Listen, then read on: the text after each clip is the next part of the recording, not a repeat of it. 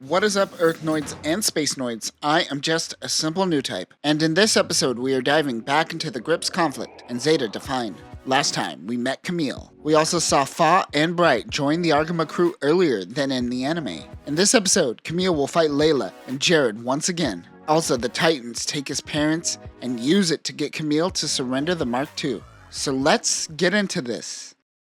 Jerid is heading to the Bosnia and taking command of a small squad. A part of the squad is Lila, who gives him a hard time. Jerid just wants to take down the AUG's ship, but she calls him an idiot and says there are valuable recently stolen mobile suits on that ship.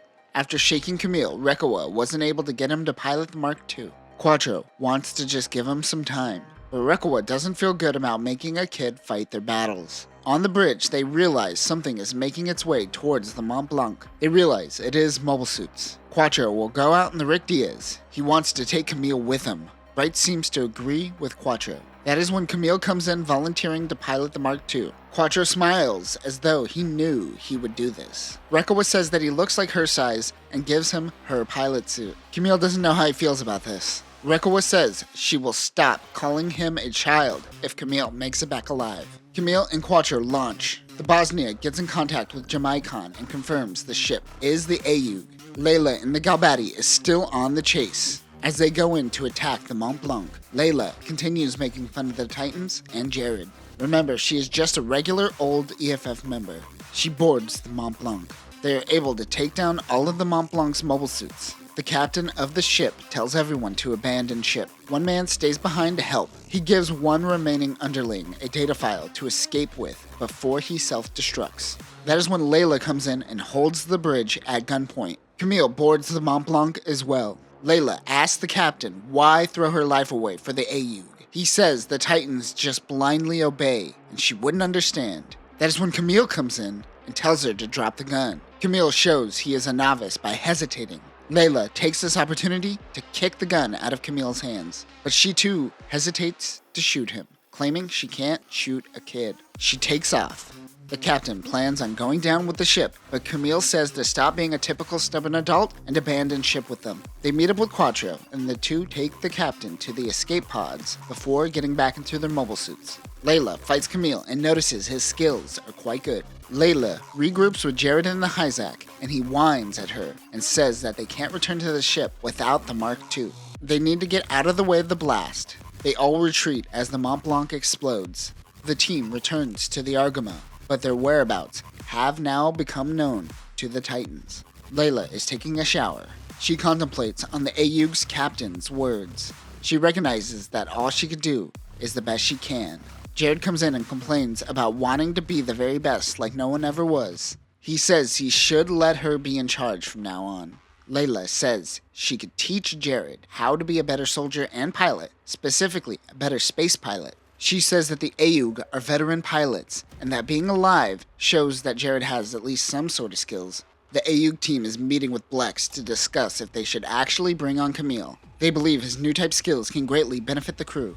Bright tells the team they should take the risk and stay on course, but they might have to go into the shoal zone. Meanwhile, Camille is dwelling on his confrontation with Layla. He remembers that Rekawa told him not to hesitate, and he wasn't able to listen to her. Fa comes in asking why he fought. He tells her that he wants to fight for Fa after what the Titans did to her. Quattro and Bright talk about Camille being a new type once again. Bright says EFF officially does not recognize that new types are even real. They wonder where Amado is. If he were to join them, it would be of great benefit, but it would cause friction most likely between Quattro and him. Bright asks if it's just their battle rivalry that causes friction, but Quattro says it's something more personal. Of course, he is talking about the death of Lila. Quattro doesn't even know where he is, but Bright says he may have heard something once. Kekrokan talks to Emma.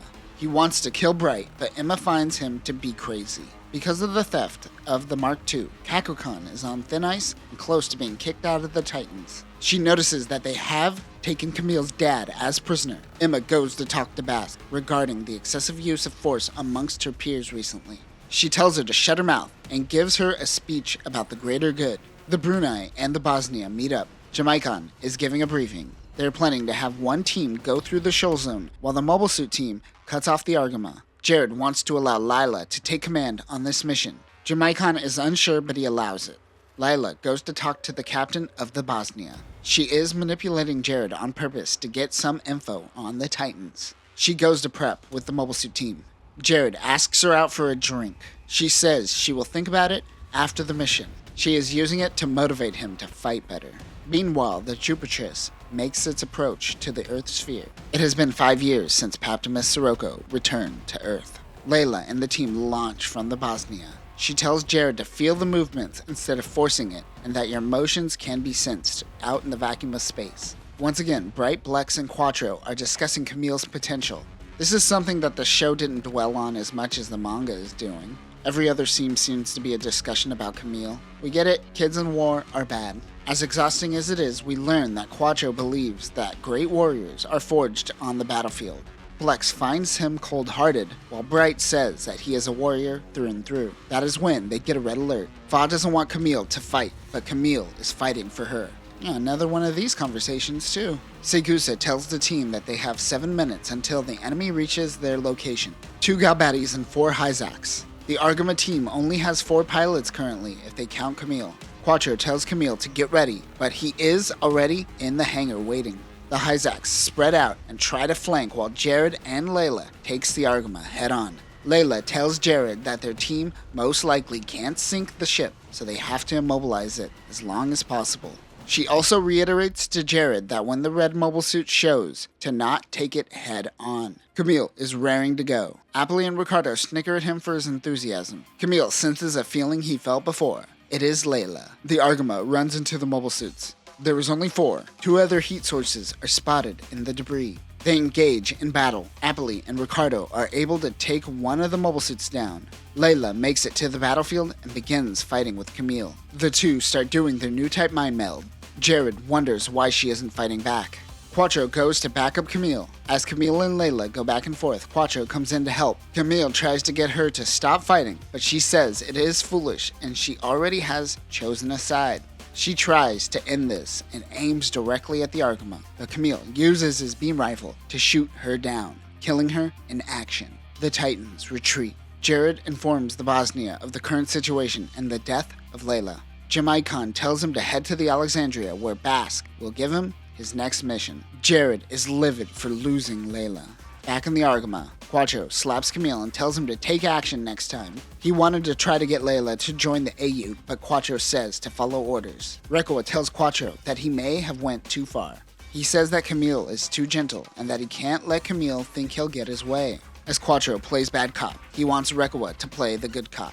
She said she will handle it if Quattro handles her. Oh, sex. On the Alexandria, Jerid is getting his Hyzak fixed. He notices that he has a message. He checks to find that Lila left her a message before her death. She tells him not to repeat her mistakes and apologizes for not being able to get a drink with him. This makes Jerid a sad fascist. However, Kakrakan comes in and asks Jerid if he wants a drink. Sweet irony. The two go to get drunk. In space, they have to drink out of tubes. Jerid just wants a drink out of a glass. He is still upset over the loss of Lila. Kakrakan wonders if the two hooked up. Kakrakan wanted to take command on the next mission as he is on thin ice, but command is going to Emma this time. Kakrakan hates Emma.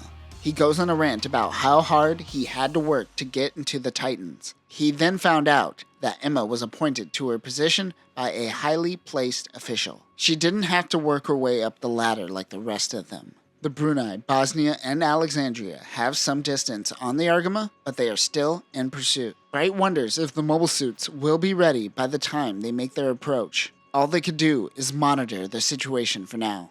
The Titans will send out a capsule, and Emma has 15 minutes to go and negotiate with the AUG. She launches. The Argama prepares to launch, but they notice that she is carrying a white flag. Camille gets a feeling. He thinks it is coming from Emma, who just boarded the ship, but it is something else. It plays out similarly to the show. Emma hands the letter to Blex, and Emma questions why she fights for the Titans. Blex wants to send a message by destroying the Hyzak, but Quattro thinks that's foolish. Camille notices something on Emma's Mark II Unit 3 and tells the bridge crew. They are sure it is a bomb. Also, something doesn't seem right about the capsule that the Titans just sent out. Camille looks out to the capsule to notice that it contains his mother and his father. Jerid is told to shoot the capsule if the AUG gets too close. while Kakrakan is told to push the button after 10 minutes and then steal an enemy mobile suit. He pushes the button. It was actually a hatch on the Hyzak that Kakrakan was hiding in. He busts out and hops onto the Argama, stealing Quadro's Rick Diaz. And that will do it for this episode. They do seem to drag out the Camille is the chosen one conversation a little too long for my liking. Also, Camille's mother and father are both in the capsule, unlike the anime where it was just Camille's mother. Next time, we will see Camille lose his parents once again. Also, Emma will defect to the Ayuk.